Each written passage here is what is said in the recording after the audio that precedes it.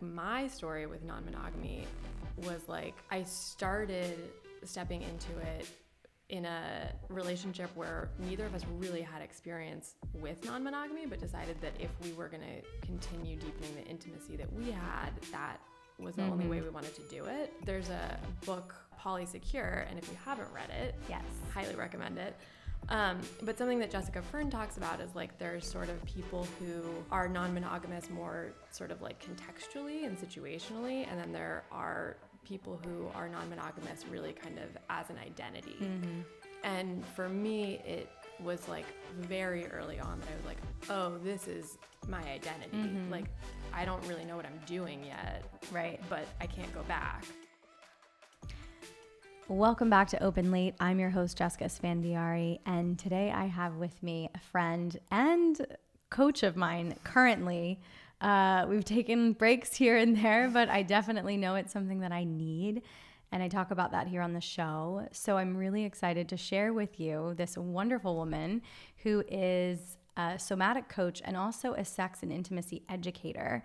You guys, she has helped me tremendously over the last 6 months, I think. And even before that, just as friends and women in the space of sexuality, intimacy, non-monogamy, and things of that nature, just to see other women who are sharing openly and authentically and helping others really be liberated in those areas just gets me so excited. So first of all, I'm so happy we're friends. Second of all, we finally made it for you to walk into my home. Instead of hovering in the doorway in COVID. Yeah, I mean, that was a really... Okay, first of all, welcome to the show. Thanks. I'm really happy to be here. Yeah. The funny story. So you've never been here. Irene came to the doorway. I think was it in 2020 when we didn't know what COVID was? No, it was exactly when California was shutting down. And I know that because we were canceling a 300-person event the day that the mandate came out that you couldn't go over 200. That's right. And we were like living on the East Coast and catching a flight back. Oh my God, you guys were still on the East Coast. Yeah. That's wild. So yeah, it was in March of 2020 because we canceled Pasha and Lauren's birthday as well. For people who are like, want to know the exact timeline, we still had a dinner and there were only 12 of us, which turned into a bit of a party, like a little house party, and everyone got COVID.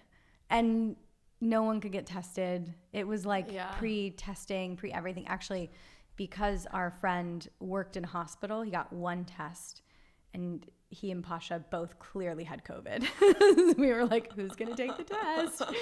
And then they ended up, so our friend who is in healthcare took it. It was positive, and Pasha ended up paying, I think, $900 for a test like 2 days later. Wow. Which is absurd to think about now that we're so deep into, like, you know, we've been through this pandemic. Like, I just got 8 free ones from the pharmacy. Everything's free. But at the time, it was so intense and scary, and Pasha's dad was here. Like, he was actually staying with us while we all caught COVID, and he managed to not get it. So Pasha wanted to be sure, and it was just a whole I can't even, like, okay, that's a whole we're gonna close the door on that. So COVID over there. But that's the other time I've been here. Yeah, and that's right, we kind of like waved. Were you picking up speakers? I think we were dropping stuff off. Oh, you were dropping stuff off. That's right. Okay. Yeah.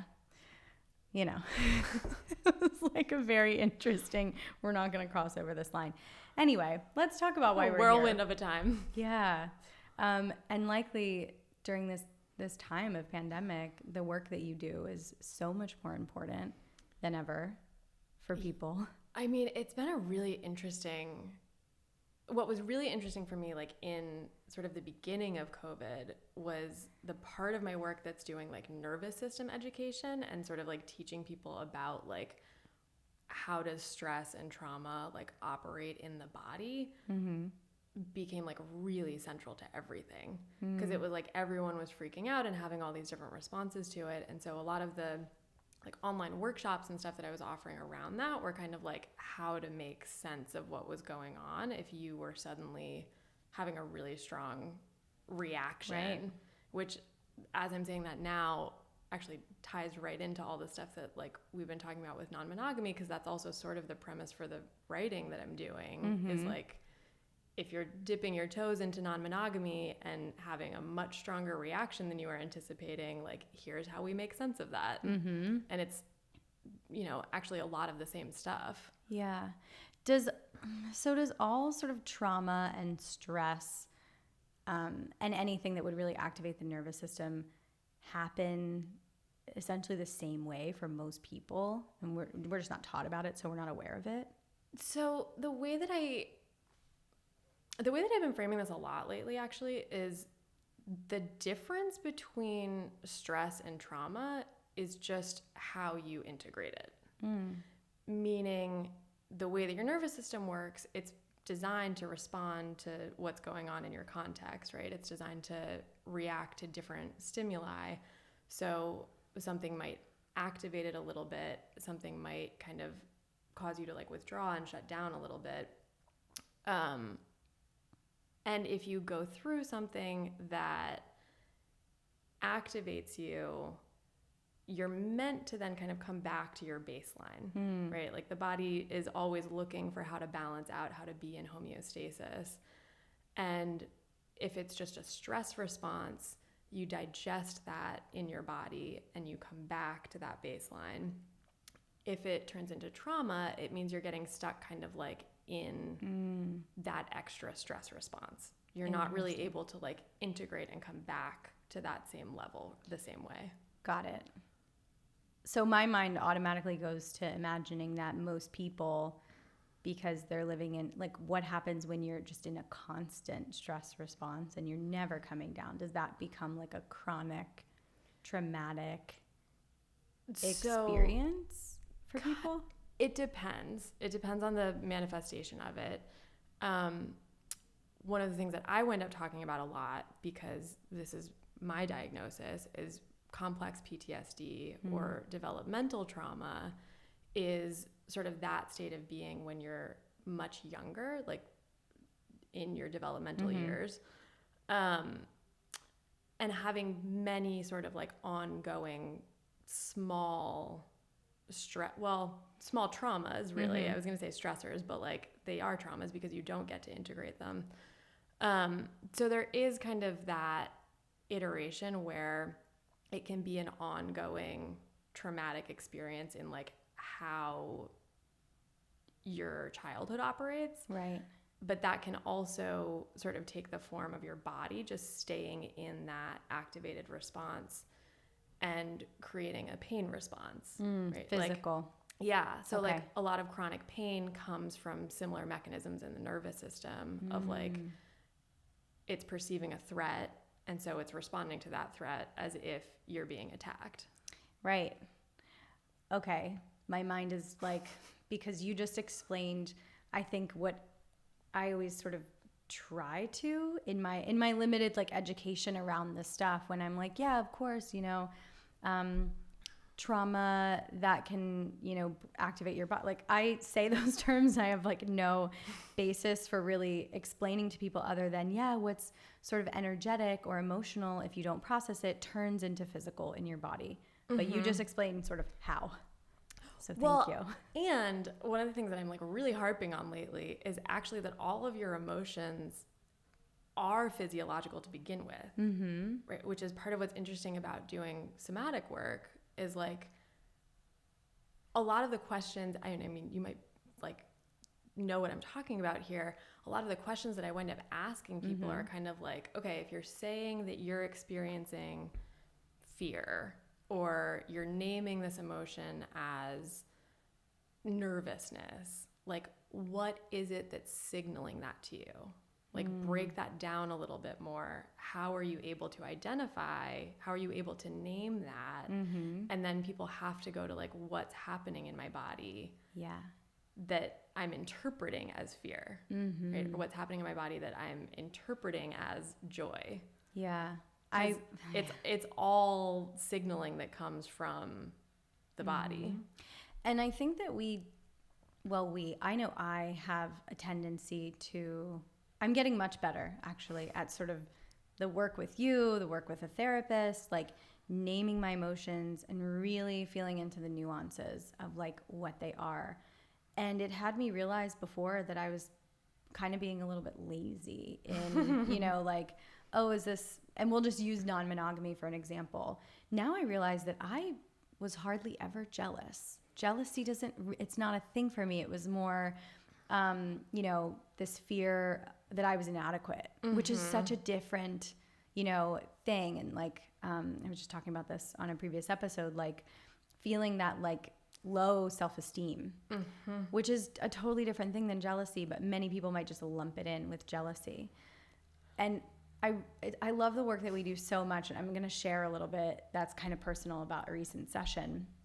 And we've done this a lot where, you know, you'll sort of guide me to get present. Maybe I close my eyes and like you give me the space to really talk about like what I'm physically feeling, and the more I go into it, the more I can feel it, and the more I'm understanding like which way the energy is flowing, and like what's the texture of it or the quality of energy. And I mean, it's funny because I'm thinking now, like, not only has it just helped me get more in touch with my body, it's also helped me in the moments when I'm not working with you to be like, okay, you know what, I should check in with my body. And I had this major breakthrough just the other day where one minute I was being present, and then I started to feel this joy of like, wow, this is so fun. Why do I ignore what's happening in my body? And the moment that I realized that I was doing that, I went from like sheer joy to like this beautiful cathartic cry, because I felt so sad that I had been like neglecting my body in that way. And it took me like the evening and journaling to sort of hone in on that. But like, I'll never forget that for this next little process. And it's going to carry me through and like all this other work that I'm doing. And it took like 30 minutes, which is wild. I'm like internally, I'm just like so excited over here. Like I'm first of all so happy for you. Mm-hmm. And you're also like touching on so much like rich stuff about this. Like I love that you use the example of jealousy, because there's actually like, I'm working with a chapter subheading right now that's like, not everything is jealousy. Yeah. And actually getting people to kind of break down like, what is it that you mean when we're talking about jealousy and non-monogamy, because it gets mislabeled like a lot. Yes. But then also that sort of breakthrough sensation that you're talking about is like, when I'm talking to people about pleasure and how reclaiming pleasure works, how centering pleasure works, I often talk about it as like pleasure and grief or pleasure and rage are two sides of the same coin. Because usually as we start to like strengthen that pathway and recognize like what joy and pleasure is available to us, we also have to recognize like how much we've been taught to ignore it or box it up or disregard it, and like that comes with a lot of sadness. So much. It was like it popped the cork for me on, holy shit, there's so much here. And it's so rich, like you said, and there's so much happening that I could never be bored in this experience. And that was, I think, what was really mind-blowing for me, because I tend to think that the outside world and all of the things that I'm up to and all of the things that I love to do are really like the amazing things in life. It's like, oh, the sweet stuff of life. And it is, and it's all beautiful. But there's also so much there's a lot in there to be like done and had and felt and seen. And I don't spend a lot of time alone. And I think because I'm like, oh, it's like bored. Like, I think that's my subconscious story, is that like I'm going to be bored with myself. And so I'm having this awakening of like, holy shit, I could just like put me alone in the woods right now. It's kind of where I want to be. I just send Jess out to nature. Seriously, I think I like really I'm craving some of that, like, you know, old crone time. Because for me, and this is probably the case for so many people, it's like we live in this constant state where we're not paying attention to our bodies, so we're not hearing the signals and getting to know ourselves. And we could make life so much easier we could heed these signals and signs of like distress so much earlier on before it's, you know, too late in some cases. And I realize as we're speaking, so I want to like back up for a second. So Irene, when I first started working with Irene, it was for the purpose to focus on my pleasure and sort of centralize that in my life because, as I mentioned, you know, being a high achiever, X, Y, and Z, I was leaving very little room for that. And I have 2 partners, and I was like, I'm working all the time. I'm like not focusing on my pleasure in any way, shape, or form. And so like that was the basis.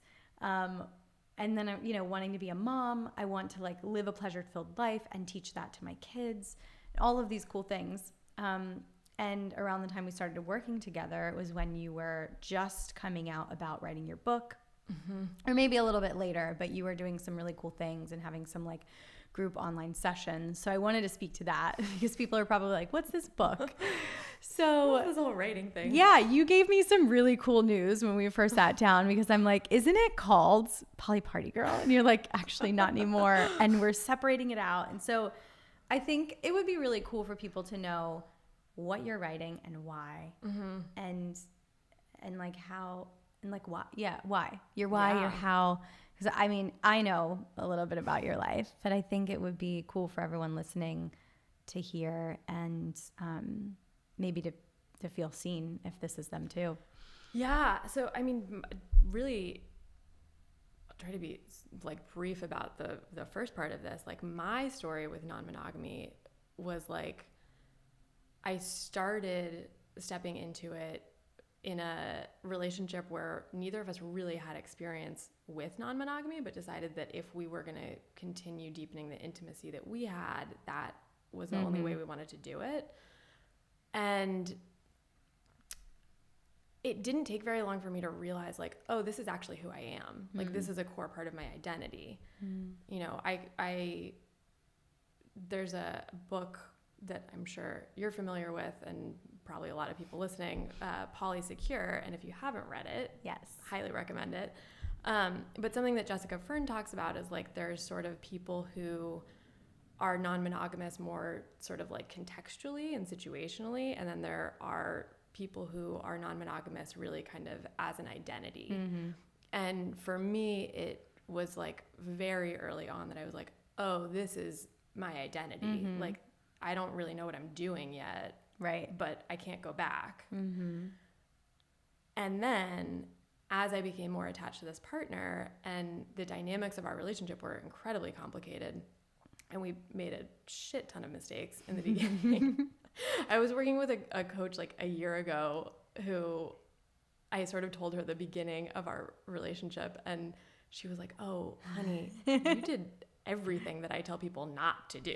Yeah. She was like, it's incredible that you're still together. But so anyways, all of that really, like I said, I have a diagnosis of complex PTSD, and it really kicked into gear around this.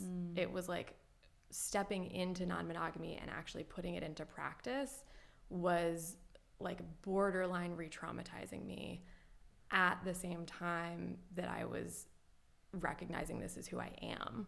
And so it was this really scary thing of like, how do I come to terms with who I am if the experience of it is like this intense pain and being triggered all the time? And it's not even that like my partner is doing anything wrong or that there's something harmful happening here, which I think was hard for my monogamous friends to wrap their head around. Right. You know what I mean? Because we have this kind of like women supporting women feeling of like, if you're unhappy in your relationship, the guy's an asshole. Right. And I was like, the guy's not an asshole. Like, I'm just triggered. Yeah. And so it took a lot of working through that. And as those words come out of my mouth, I'm like, I'm not done working through it. Like I very recently, like in the past couple of weeks, have been going through like a whole other wave of it. So it's not something that like I think necessarily even reaches an endpoint. But as I have been resourcing around it and figuring out how to navigate it and figuring out what works and what doesn't, it's been really, really illuminating for me. And also so helpful for my clients who I'm talking to about this. And one of the conversations that I've been having a lot over the past like year and a half was around like non-monogamy is on the up and up, right? Like the last statistics I read were from like 2017, and it was something like 21 or 23% of American adults are currently in some kind of non-monogamous situation. Don't quote me on that, but we'll fact check it. But some kind of ballpark like that. Yeah. And, you know, that was, 5 years ago now? Mm-hmm. But I have a hard time finding narrative representation of people who are poly or non-monogamous where it's not kind of like scandalous or just about sex. And like, it's fine if your non-monogamy is just about sex. But the way that I see it in media is like so not the representative of the people that I know or myself. And I came to a point of being like, okay, I'm kind of over this. Like I need the book out there that makes me feel seen in this. So let me write out my story. I started a memoir manuscript a year ago now that is Poly Party Girl that I like got really deep into. But once I was really deep in it, realized I'm trying to impart so much of what I know helps my clients here in telling this story that I'm actually putting two books together, and I need to first separate them out. And so a few months ago, the writing process for me turned into like, let me focus on this other book that's actually more in the realm of self-help and giving people tools for like, how do you approach non-monogamy in a way that is trauma-informed? How do you work through all of that stuff coming up?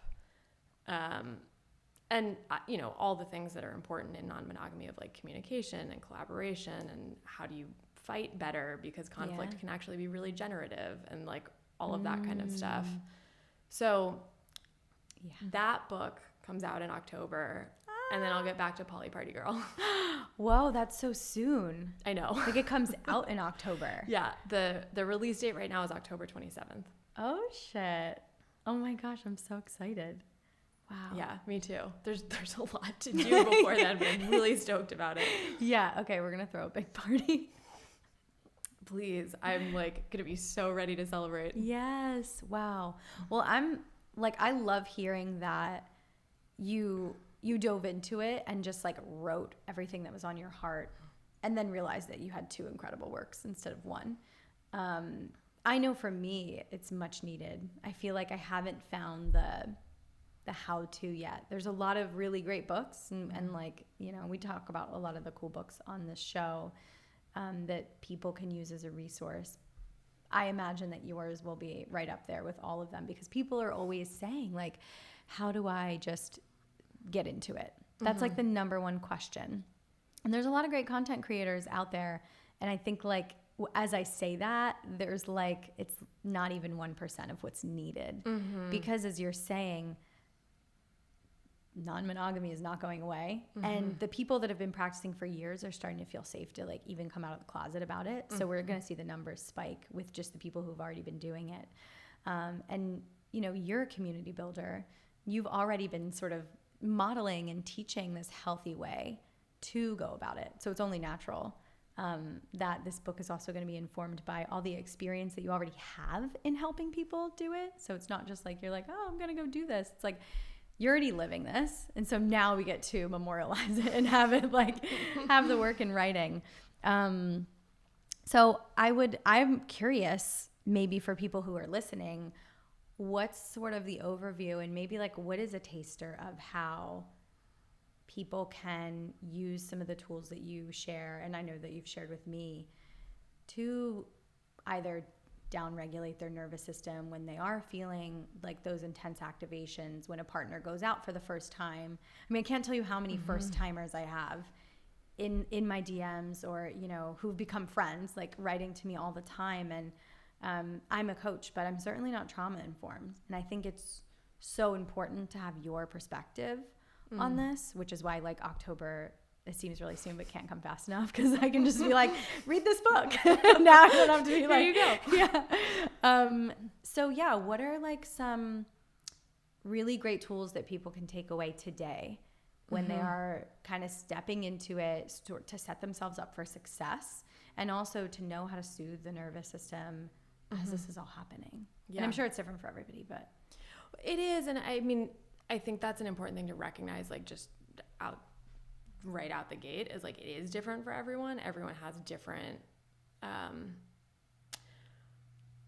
things that will set them off unexpectedly. And I think that's really the thing that I see the most in non-monogamy versus like getting triggered in monogamous relationships, is like when people are making that transition, what they're triggered by tends to surprise them more. And one of the kind of pillars for me is getting people to understand that they actually are allowed and would benefit from going a lot slower than they think they need to. Because I see a lot of people sort of like rushing to figure it out. Like there's so much thrill in it, and it's a whole exciting new world, and like I get it. Everybody wants to go to their first play party. Everybody wants to go to their first play party. Everyone wants to be sleeping with more than one person and like go home and tell their partner about it. Yeah. And also, I mean, that brings me right into like another thing that I talk to people about a lot, is that you're allowed, and it benefits you, to actually really figure out how you want to be communicating. Not just how to communicate, but like how much do you want to know about what a partner is experiencing? When do you want to have those conversations?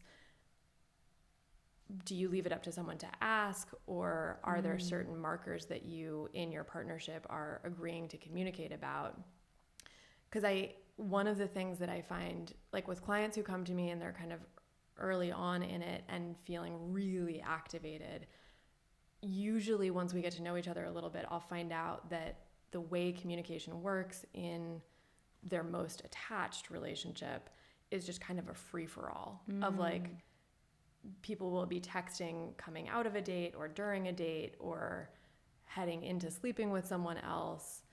And it's almost as if they're treating that kind of information as, okay, now that we're open, this operates the same way that like talking about friends would. Interesting. You know, so there's and no it's like like container around this sort of sharing. Yeah. And I think people, in part of trying to be like good at polyamory or non-monogamy or whatever version you're doing, the person getting activated is trying to just like get there. Right. You know, they're trying to be like, okay, well, this is what I'm in for now. So like, yeah, I guess tell me. So I'm gonna read this while I'm making dinner. Yeah. But what it winds up doing is keeping your nervous system like jacked up, like kind of on alert all the time for like, what information am I going to be fielding at any given moment? So one of the things I talk to people a lot about is containment, and having, you know, it's not exactly like a tool of like, oh, go take 10 deep breaths, which is also helpful. But taking your time, going slow enough that you actually can create the agreements and the structures that suit you, not just the ones that you think sound right. Yeah. Right. Getting to have enough trial and error to go like, okay, this feels appealing, or like, oh, this is feeling activating. And so like, let's take a step back and reset. Yeah. Interesting. I think the other tool-ish type of thing that I want to offer people is like, particularly around if your partner's going out and you're feeling lonely or grappling with a feeling of like rejection or abandonment. I mean, those are sort of like the two core wounds that we're working with in non-monogamy, right? It's like all your other relationship stuff will come up, but those two show up more in non-monogamy just because of the dynamics. And there's also this thing I see that sort of feels like a hangover from monogamy culture of like, okay, well, I'm going to like white knuckle this and just face my shit. Yeah. And it's like, this can be a lot more comfortable than that. Yeah. like it's not like you're necessarily going to be comfortable right off, like in the beginning, but I see people sometimes have this tendency to be like, oh, I shouldn't distract myself. I should face whatever these hard emotions are, even if they're totally overwhelming me. And you're allowed to like have a sleepover with a friend to make that feel better. Right. You're allowed to like eat a bunch of junk food and watch movies that your partner doesn't like to watch. Like that's one of the things that I talk to people a lot about is like actually like making that alone time really like self-nurturing time. Right. And that might mean doing like stretching or going for a walk or embodiment stuff to regulate your system. But it might also just mean like chilling. Yeah. And like binge watching crap TV or something, like whatever is going to soothe you. Yeah, is fine. And like needing to rely on other people for that is also okay. Like I think this was true for me, and I also see it with clients somewhat, like particularly in the transition. I think once you get a little bit more into practicing non-monogamy, this doesn't seem to come up as much. But in that transition, feeling like if you're really activated, there's a sense of shame in reaching out to people saying like, hey, I need support around this, or like, can you just be with me? Right. Because like people don't, you know, whatever the judgments are. Yeah, I was thinking that actually as you started to talk about it, it's so helpful to have like a support system, right? For anything that you're going through, you know, especially in your relationship, monogamous, non-monogamous, like whatever it is, like you need a, you know, a good girlfriend, for example, to like the shoulder to cry on maybe. Like it makes me think of how you said like that guy was not an asshole, but it's okay to need somebody. And I think that what a lot of people find, maybe if they're closeted about opening up, is they feel like they can't tell anybody because then it's going to be like, well, it's about the non-monogamy or it's about the polyamory. It's too hard. This is X, Y, and Z. So I think it's a little tough right now as we're still in this world where it's like a bit more other or taboo. But as more people share and feel, you know, the safety or security to like come out about it, that's my hope, is like your friends will accept you like mine had. And I was so nervous to tell people. And then you can like have that other person, which is a very, I feel like polyamorous principles, like leaning on community and like bringing people into your life in an intimate way, even if they're platonic or like non-sexual relationships. But totally, they're the best. Totally. They're like the best relationships. I feel like that's been one of the most like beautiful things to come out of my polyamory, is like the deep connected intimacy that I have now with so many of my friends that are monogamous and will never be open. Well, maybe. I mean, there's hope for everybody, but we'll get them in a few more years. Give them time. I think like, you know, I know that this has been massively healing for me. And I think that's one of the most important things that you share, is like why this type or this style of relationship is such a cause for healing. Can you speak to that? Yeah. I mean, particularly for like what happens in our bodies and our physiology with trauma, what we have to work through in order to transition from monogamy to non-monogamy actually gives us a lot of the healing that those mechanisms want. Like, for example, when you're really triggered, when you have some kind of trauma that's activated, the thinking tends to become very black and white, right? I'm just thinking, like, I have some friends that I feel like in like social media land, this like sort of broadly gets labeled like trauma brain. And one way to recognize whether or not you're triggered is noticing like, oh, is everything like all or nothing in how I'm presenting it? That's a really good. Right? Like if I notice that everything is like either I'm like disappearing to India for a year to Yeah. like reset my entire life, or I'm like getting married to 3 partners at once, Yeah. then like maybe I'm activated. Right. That was me the other night over like a light switch in our bedroom. I was like, that's it. We're getting divorced. So,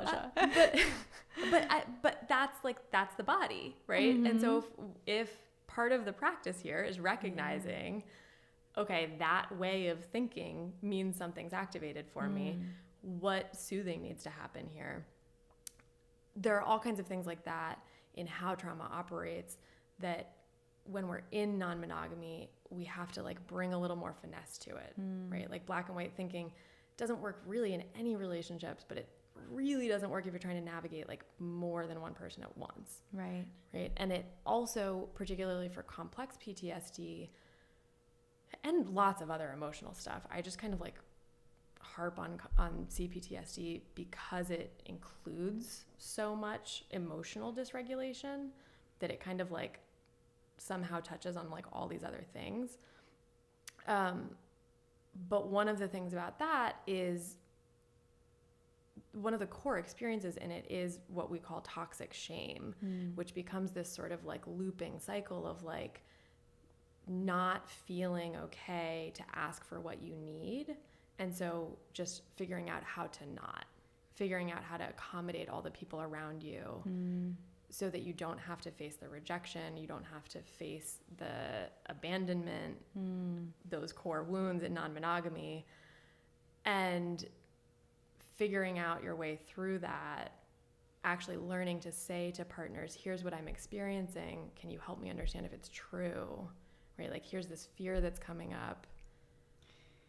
Can you like fact check me? Yeah. I actually just did this on the way over here. I've been working through a major trigger recently and was on the phone with my partner and was like, I'm having this narrative that's like really scary for me and is coming up in a really intense way. And I'm afraid to even ask you whether or not it's true. Like, that's how intense this is. And getting into that practice of saying like, I'm terrified, but then someone's going to meet me in it.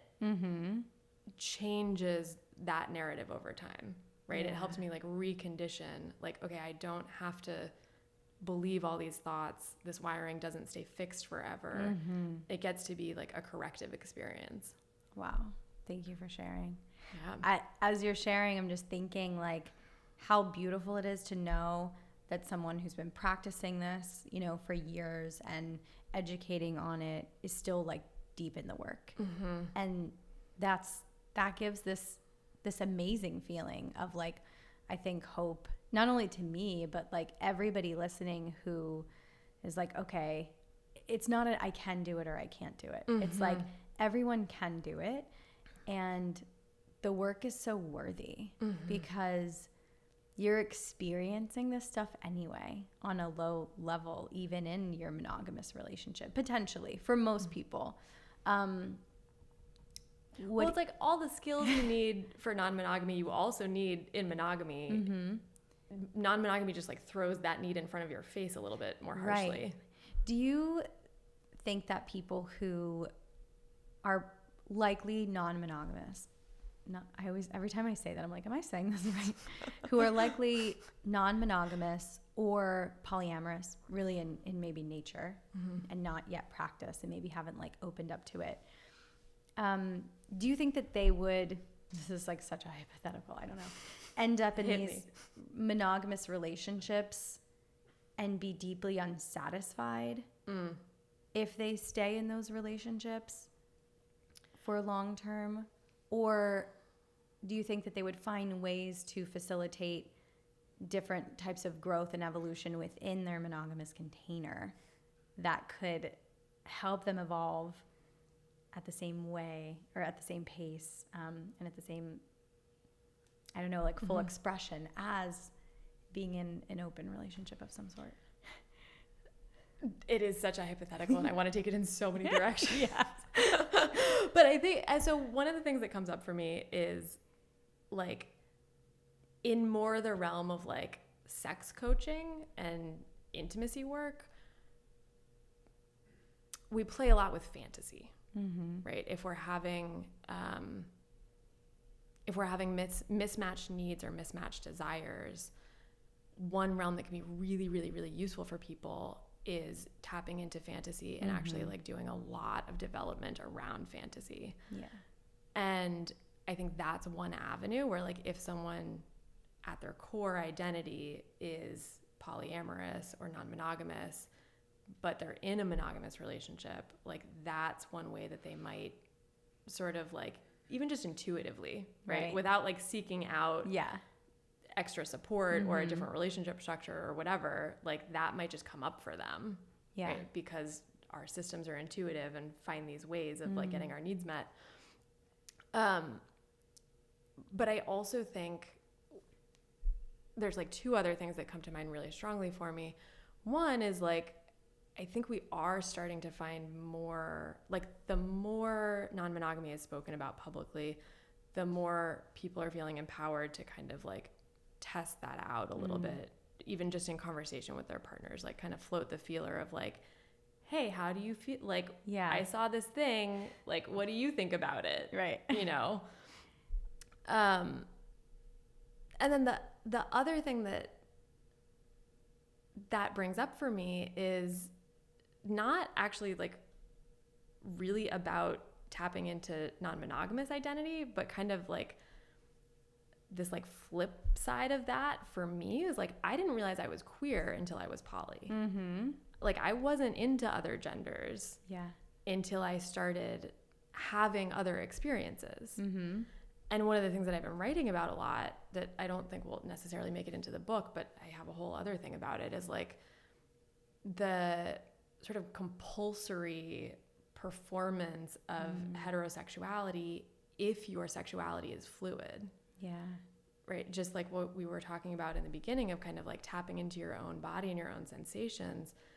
There's so much that conditions that out of us from a really early age, that for those of us who have a more fluid sexuality, what winds up happening for a lot of us is we compartmentalize the part that's not like socially acceptable or fully mainstream, not consciously, but just to kind of like get by in the life that we think we're expected to have.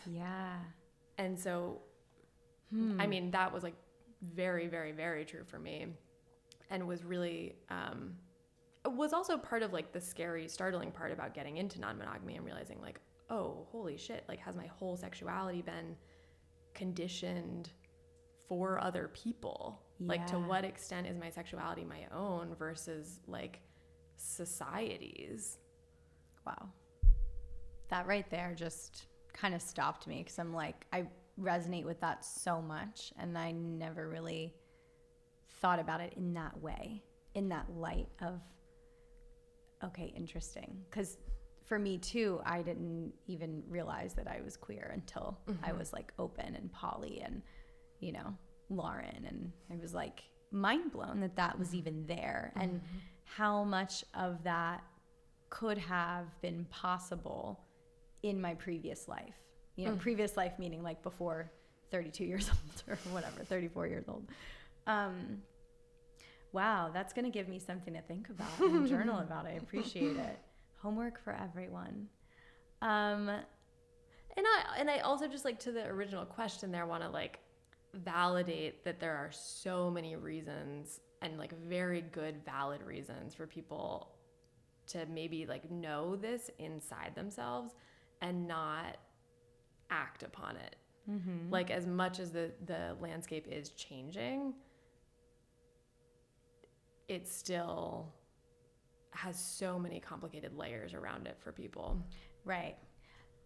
Theme being, go slow. Exactly. Theme being, exactly. You don't have to rip off all the bandages Theme at being, once. no urgency. Zero when it comes to this stuff. Yeah, just tread lightly. And like I always say, you know, if this is, especially because I think a lot of people who, or at least just the people who want to talk to me, a lot of times they are coupled and they're in relationships, a lot of times long-term relationships that they want to open. And it's like, if this is your person, you've already like known this for years, and you know this is your life partner, just speaking to this What's the experience. rush? Like, what is the rush? You've got another 60 years. And apparently it only gets like hotter and hotter when you're like when you're retired. I mean, this is the other thing I say to people. I have clients who are in their 40s and 50s who are like, I've missed the boat. And I'm like, who taught you that? Yeah. Like, what? I'm like, no, if we actually, the earlier you start working on your sexual communication, the hotter your sex is going to be in your 70s and 80s. Right. Let's pray. Like, I do not want to stop having sex really ever until it's like likely that I might break a hip. Like, I want to be old and even then it might be worth the risk. Right. This is going to be such a valuable episode for people who are really just starting to either dip their toes in or who have been practicing but are like, wow, these are so many more actionable sort of steps we can take to increase our communication and contain it. I really loved that part that you shared. Even for me, thinking back to how Pasha and I used to do it, we were so willy-nilly texting and the times that we actually, I just thought of this, made it a practice to wait until we were physically together to share things with each other, not only were just way more special, but way more generative in our like sex and sexuality and our intimacy. I mean, because, you know, for people who listen to this show, you know that was like also a big turn on for me. And so it took it from being this like casual share into this place of like, oh, this might incite some play. But if it doesn't for you, then it's also a place to be like physically held and taken care of. And it's like, it's almost like you get your version of aftercare too. If you can wait to be like in person, which I think is really, I don't know, special.